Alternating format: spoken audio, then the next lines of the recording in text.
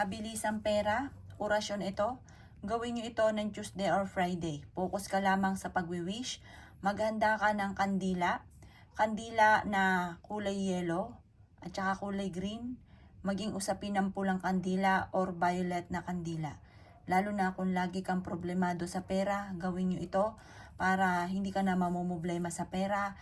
Imbis na problema sa pera, tuloy-tuloy na pasok ng swerte. Ang gagawin nyo lamang, kumuha po kayo ng isang malinis na papel at isulat nyo dito ang inyong tunay na pangalan at apelyido. Sample lang po ito.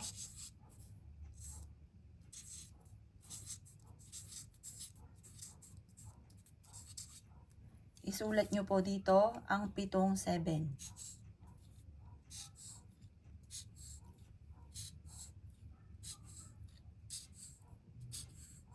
Isulat nyo po dito kung magkanong amount na kinakailangan nyo ngayong araw na ito.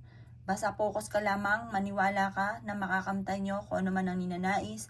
Walang imposible, lalo na kung marami kang mga pangarap at ikaw ay masipag at matyaga at ikaw ay hindi sumusuko sa hamon ng buhay. Subukan nyo po ito. Isulat po natin dito, ito ay para gumana ang ating law of attraction.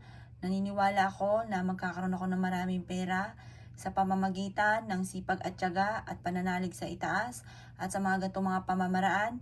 Tinataboy ko lahat ng aking kamalasan, puro swerte ang darating sa akin. Makakamit ko ang ganitong halagang pera kaagad-agad.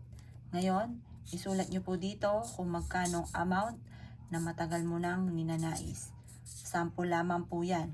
Wala pong masama na kahit kung gusto nyo lakihan nyo pa, walang masama mga bossing ko dahil ito ay mga wishes lamang mga bossing.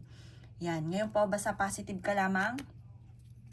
Kiniklaim ko na ang swerte, maraming pera ang darating sa akin.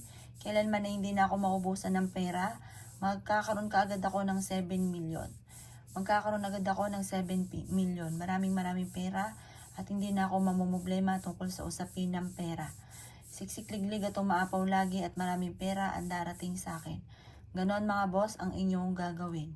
Ngayon, kumuha po kayo ng asin. At sa asin na to, ibubudbud nyo po ito. Positive lamang. Sabihin nyo po dito, ilatag ang inyong palad. Makiklaim ko na lahat ang perang ito. Ngayon din ay magkakaroon ako ng maraming pera. Kiniklaim ko na ang maraming pera. Milyones na pera ang darating sa akin. Ganyan ang pagwi-wish. Itong palad na ito ay inaalis ko na lahat ng kamalasan at puro swerte ang darating sa akin. Yayaman na ako at magkakaroon ako ng maraming pera. Ayan, basta positive ka lang mga bossing. Tinataboy ko na lahat ang aking kamalasan. Maraming pera ang darating sa akin. Kailanman na hindi na ako mamumblema tungkol sa pera. Maraming pera ang darating sa akin. Ganyan mga boss. At pagkatapos, eto ay tutupiin ninyo.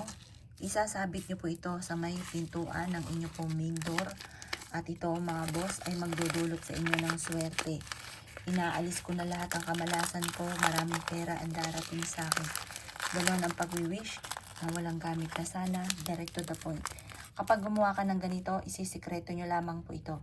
Dahil once na may nakakaalam, nauudlot ang swerte. Para hindi maudlot ang swerte, tuloy-tuloy na pasok ng swerte, subukan nyo po ito. Basta positive ka lamang, laging ugaliin, magkakaroon ako ng maraming pera at hindi na ako kailanman mauubusan ng pera. At magugulat ka sa dami ng mga pera na darating sa inyo. Magsusunod-sunod ang siksikliglig at umaapaw at maraming blessing ang darating.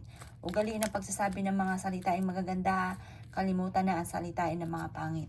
Good luck po sa inyo po lahat.